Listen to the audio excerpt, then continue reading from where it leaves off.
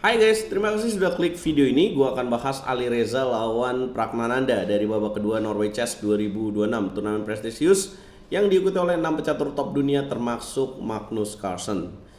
Alireza kemarin menang lawan Magnus Carlsen. Gimana nih babak kedua? Ya nonton sampai habis ya. Ini game yang sangat menarik di mana Alireza Firuza sebenarnya datang ke turnamen ini dengan kaki yang tidak sehat. Kakinya lagi sakit, guys. Ya, dia mengalami cedera di kakinya ya, sehingga dia main sambil begini nih. Hebat ya, bisa ngalahin Magnus Carlsen. Oke, kita bahas gamenya aja langsung. Jangan lupa di like dulu, di share dan di subscribe. Dan izin jangan di skip iklannya ya, biar saya terus semangat bikin konten dan terus berkontribusi untuk catur nasional. Alireza Firuza memulai dengan langkah D4, kemudian dijawab Prag dengan D5. Sebelumnya Prag di babak pertama kalah ya melawan Wesley So. Dan ini adalah game keduanya. Dia kalah di Armageddon. Queen Gambit dimainkan oleh Alireza Firuza. Prag menolak. E6, putih kuda F3, hitam kuda F6, putih kuda C3, hitam C6. Menjadikan ini semi slav defense dengan susunan segitiga 3 pion ini ya. Kemudian putih bishop ke petak G5, hitam bermain dengan langkah kuda B ke petak D7, putih makan pion petak D5, dimakan lagi dengan pion E dan putih E3. Hitam H6 mengancam bishop, bishop mundur ke petak H4, hitam bermain agresif dengan G5. Mundur lagi, kuda ngejar terus gajah hitam dengan kuda H5. Kemudian putih bishop D3, hitam melakukan pertukaran, dimakan lagi dengan pion H. Kemudian hitam gajah ke petak G7, kemudian putih queen ke petak C2 seperti setup yang biasanya terjadi ya di Queen Gambit. Hitam kuda B6, putih melakukan rokade panjang. Kok nggak rokade pendek sih? Nggak dong, kan lebih enak rokade panjang ya. Nih lihat nih, karena sudah terbuka atau hitam sudah melakukan gerakan lewat pion G7 G5. Hitam gajah 6, putih raja ke petak B1, hitam queen ke petak E7, putih benteng C1, dan hitam mengamankan raja dengan rokade ke sayap menteri juga. Lah, sama aja dong. Iya. Ya, kenapa dia nggak rokade pendek? Ya karena bahaya nih. Kan udah ada benteng yang menunggu nih di jalur H. Jadi ya rokade ke sayap menteri. Masuk ke middle game, putih menawarkan pertukaran kuda dengan kuda ke petak A4, hitam cuekin itu dengan raja B8, dicuekin, ya kuda masuk ke petak C5. Kemudian hitam benteng C8, putih queen B3, tujuannya menekan petak B7 ya di sini. Kemudian hitam benteng C7, putih naikin benteng dulu C3, hitam geser raja, putih benteng H ke petak C1. Semua perwira pindah ke sayap menteri. Gitu cara main yang bagus, guys. Ikutin aja cara bermain Grandmaster top dunia. Jadi kalau menyerang melibatkan semua perwira. Hitam kuda D7, pertukaran kuda akhirnya terjadi juga. Gajah makan kuda dan kemudian menyerang dengan jalan A4.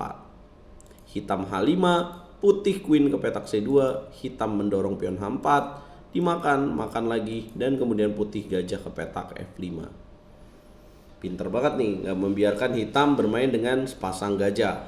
Kemudian hitam gajah F6, putih melakukan pertukaran bishop, dimakan lagi dengan benteng.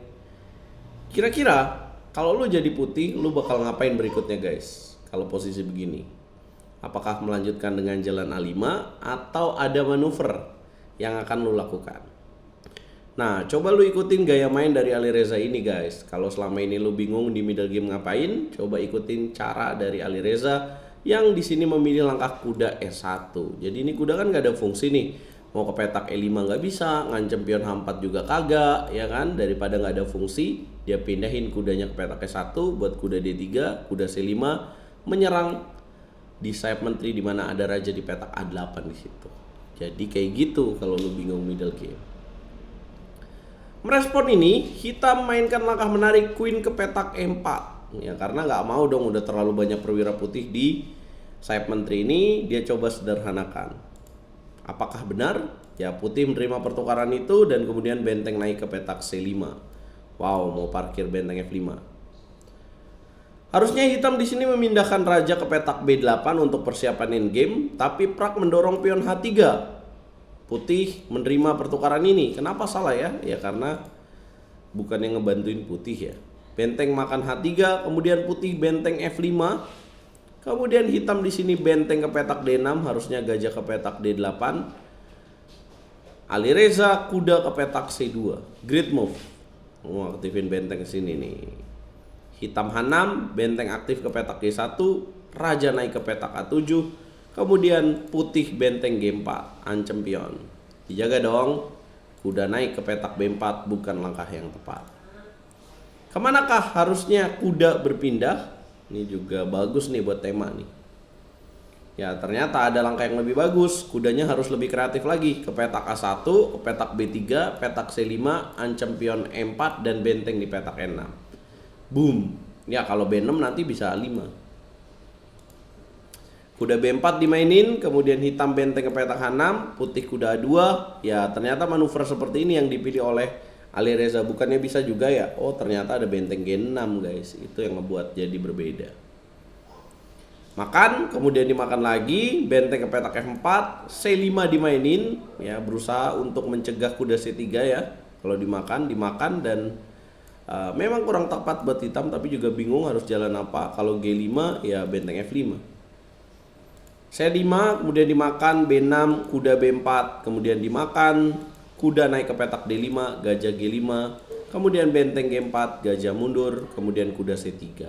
Wah, gara-gara pertukaran pada petak E4 ya, satu pion lemah langsung diincar terus. Gila. G5 dimainin, kemudian pion diambil, benteng E5, raja naik. Wah, gimana cara menang dengan keunggulan satu pion? Emang bisa? Bisa dong, ini endgame.